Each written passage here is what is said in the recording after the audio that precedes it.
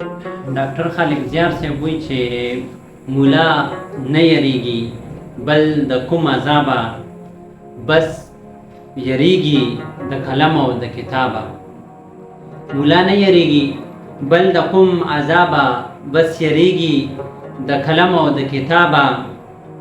خو بس دغه یو دوه ټکي دي زوتیږي زړه مې تور دی د ګناه او د ثوابه.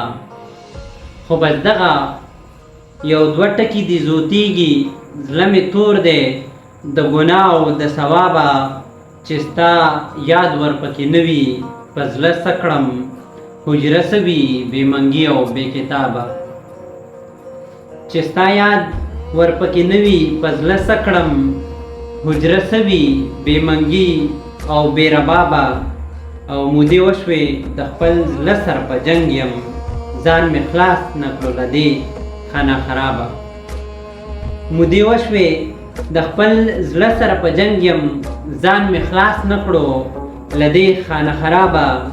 او لا دې نه ګرځي رقیب سینه ایستلی لا یې زیار پرېوتی نه دی له جوابه.